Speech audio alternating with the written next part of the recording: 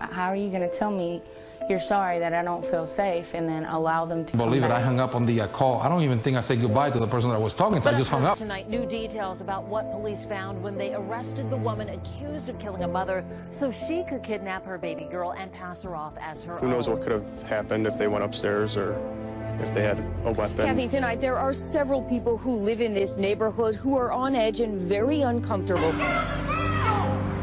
He's a boy, and he shouldn't have put his hands on me at all. Deputies say that he battered a woman after an incident on a transit bus. He has a knife. He tried to stab the clerk just now. Like, I saw it all. A pair of intruders who is wandering around separately, still uncaught by police, and could be looking for more vulnerable victims. She stated the front door was open and the complainant was already lying dead on her bedroom floor when she arrived at the home. The video shows a 17-year-old boy and 18-year-old girl pull the student out of her desk. You and I know what could have happened at that point. Person knows the difference between wrong or right, the difference between wrong or right, the difference between wrong or right. Damn! Now YouTube censored. Now YouTube censored. I'm mad as hell right now. Yes, I am. Viewer discretion is advised. Mama Black. This program contains language and sequences some viewers may find disturbing. 10 suspected gang members, several kilograms of drugs, and $200,000 in cash off the streets after a major Memphis police bust today. WMC Action News 5's Jessica Hawley with what else was found and the reason a former drug addict says it might not make a difference. The undercover 9-month investigation started with the simple observation from the significant number of heroin and fentanyl overdoses happening in the medical district. Since the start of 2017, nearly 100 people have died of heroin overdoses in the city of Memphis, many happening in an area known to be the Dixie Holmes Murder Squad territory, a spot Bill Nelson knows well. In that area, you know, you can go at any given day, you can go down in that area and you can see drug dealers standing on the street. He's now clean after using drugs for years, buying those drugs in that area. I had eyesight back then. This is one of the reasons why I'm blind, is because I didn't take care of myself. The reason why I didn't take care of myself, because I was on drugs. My drug of choice. A disturbing fight caught on camera inside a Saraland High School classroom. The video shows two students barging into the room and pulling another student right out of her desk. Fox News reporter Devin Cafaro in the newsroom now with this story. And Devin, that student is blaming the teacher for letting the other two inside. Lanice, and that's why we took her concerns to the Saraland City School superintendent. He's a boy, and he shouldn't have put his hands on me at all. This 16-year-old girl is scared to show her face after she was attacked inside her classroom at Saraland High School last week. The video shows a 17-year-old boy and 18-year-old girl pull the student out of her desk. The boy holds her while the girl starts punching. You see him throw her to the ground right here. She hits her head on a desk, and then he proceeds to kick her.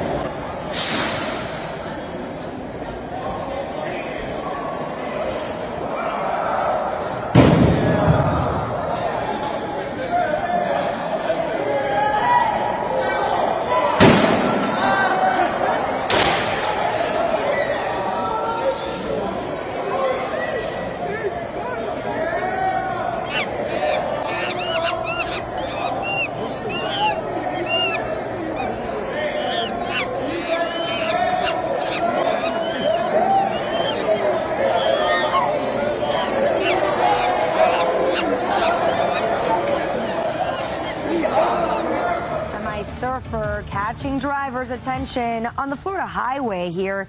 And this was not a stunt. Can you believe that? Police say the man made a dangerous decision while trying to make a getaway. Well, other drivers capturing the guy on camera while trying to get a truck driver's attention. 7's Lynn Martinez has more on the gripping ride.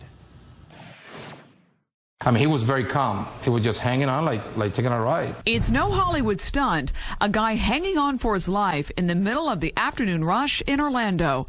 Drivers like Edwin Rivera doing a double take. And he races again towards the other side. Rivera's still in shock one day after witnessing the wild ride. When I saw it, I couldn't believe it. I hung up on the call. I don't even think I said goodbye to the person that I was talking to.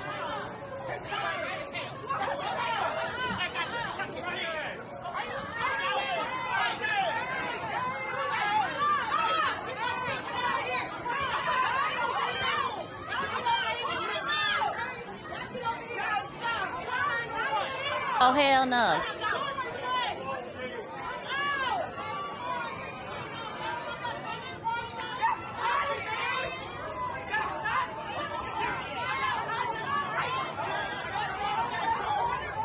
What's wrong with you, black women?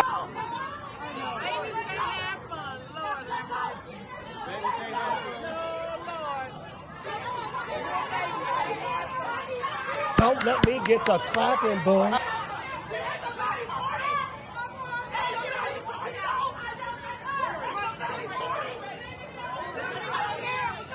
But up first tonight, new details about what police found when they arrested the woman accused of killing a mother so she could kidnap her baby girl and pass her off as her own. Josh Chapin is live at the courthouse with what we've learned since we last saw you at 6. Josh? Mia, prosecutors tell us Erica Miranda Alvarez had hospital wristbands in her pockets when they found her this morning. One of those wristbands had the name of the victim on it, Carolina Flores. The other was for her baby, Shamali. Erica Miranda Alvarez was a no-show in probable cause court tonight. Instead, she was in a medical unit as prosecutors described the events that led her to being charged with capital murder of a woman she knew. She admitted going to Carolina Miranda's apartment on December 19, 2017. Prosecutors say Miranda Alvarez denied stabbing Flores as is laid out in this charging document. She stated the front door was open and the complainant was already lying dead on her bedroom floor when she arrived at the apartment. She stated she took the complainant's infant daughter, Shamali Flores, and left the apartment. Today's arrest caps off a long few days for the Flores family, who had no idea who killed Carolina and took her 6-week-old daughter, Shamali. Houston police say their investigation led them to these Southwest Houston apartments where they found Miranda Alvarez and the baby.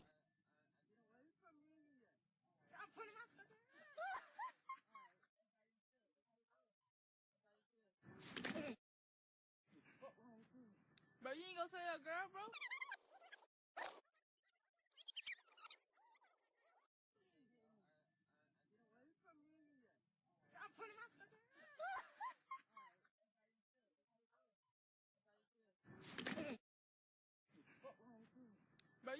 My drug of choice is crack. He says his dealers often members of the Dixie Homes Murder Squad gang. This same gang investigators tie 15 of the 25 men indicted last week to from their undercover operation. Nelson applauds the work of law enforcement going after these 25 men and women, but says their arrests may barely make a dent in the war on drugs here in Memphis because the kilos of drugs now off the streets, Nelson says, will be replaced. New dealers recruited. As long as you've got the demand, you're going to have the supply, okay? This is not even a tip of the iceberg. Then you can see a teacher from another classroom run in and break up the fight. This report from the Saraland Police Department states the altercation started when the victim told the boy's girlfriend he was, quote, flirting with another girl. And according to the victim, that's when she started getting these threatening messages. While in class, she says she showed the messages to her teacher. I told the teacher to do something, call an administrator. She wasn't doing anything, making threats through the door, what he was going to do to me. And I told her, I said, look, he's out there now. And she opened the door and his sister pushed her out of the way. The doors are locked for a reason. You opened it. I told you what was fixing to happen and you opened the door. I'm not going to comment on the individual actions of an employee within the Saraland City school system. However, we're going to look into ways we can ensure it doesn't take place again and ensure that our teachers aren't put in any situations such as the one that was just described. Superintendent Aaron Milner says the brother and sister were disciplined. The victim tells us the two teens were suspended, but she doesn't think that's enough. She says they've continued to threaten her outside of school, and she's scared to go back. I think that they should have been expelled and arrested. They barged into another classroom. That should be expulsion. How are you going to tell me you're sorry that I don't feel safe and then allow them to come back? That doesn't make sense to me. We welcome meeting with any parent and sitting down and discussing their individual needs. And you heard Superintendent Milner say at the end there that he is open to working with the family after the holiday break to see what else they can do. He says any student out there who has experienced any type of threat off campus should contact Saraland Police right away. Live in the newsroom, I'm Devin Farrell for Fox. He just started recording as the man held onto the back of the semi. He seems to wave at Edwin as he notices the phone and keeps tagging along. Thinking about the vehicles around it, you know how sometimes people are just not paying attention to the road. Something will happen to that young man and he will fall and nobody will see him. You and I know what could have happened at that point. Edwin says he and other drivers sped up and caught up to the semi's cabin trying to alert the driver. A spokesperson for the trucking company says it worked and the driver pulled off the road, finding the man on the back of the tractor trailer. Other witnesses dialing 911. Because citizens got involved. They saw something and said something. They called us. We were able to solve this within an hour. The Orange County Sheriff's Office arresting 20-year-old Derek Meistis. Investigators say that he was using the truck as a getaway vehicle. Before hopping on the back of the big rig, deputies say that he battered a woman after an incident on a transit bus. The victim was on her cell phone apparently in the back of the bus where it was extremely loud, so she was talking in a loud voice. The suspect didn't like it, told her she was too loud, but instead of just letting it go, when she went off the bus, he followed her and he assaulted her. After being spotted on the back of the truck, the suspect made another run for it, but he didn't get away a second time. Lynn Martinez, She had recently been pregnant, but had lost the child to stillbirth. She took the complainant's daughter because she did not want to disappoint her boyfriend because she had lost her baby. Tonight, a joyous end for police in bringing Shamali back safely, but a troubling case for a woman who's clearly desperate. This is most likely an individual who has low self-esteem, probably lived in the community. In most of these situations, they are well planned out. The person knows the difference between wrong or right. They have taken steps to prepare themselves to find the baby and take it. Investigators say they found a pair of scissors on Flores' body, but at this point it's unclear if those scissors are the murder weapon. Miranda Alvarez is being held without bail. She's due here in court next Wednesday. Mia, back to you.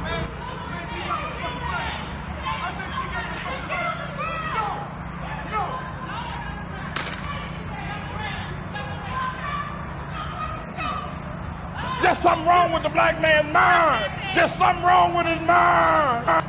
Chill, man. Man, get the fuck behind me. Man, get the fuck behind me, man. Get off me, man. Man, get off me. Get off me. Man, get the fuck off me, man. Man, get off me. Man, get off me, man. Man, get off me. Get off me, my friend.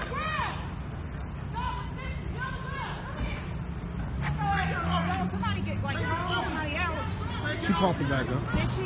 He has a knife. He tried to stab the clerk just now. Like I saw it all.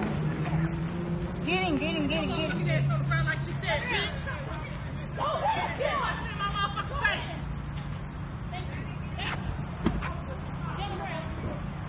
Okay, I got no motherfucking food. Fuck his ass up. What my ass said?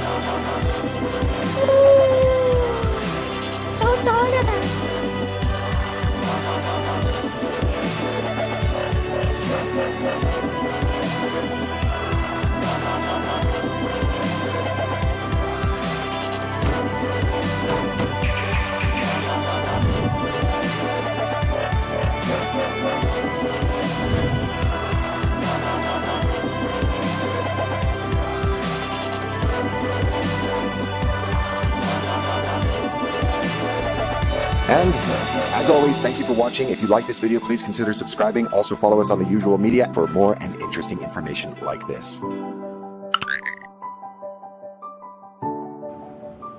Fight their asses.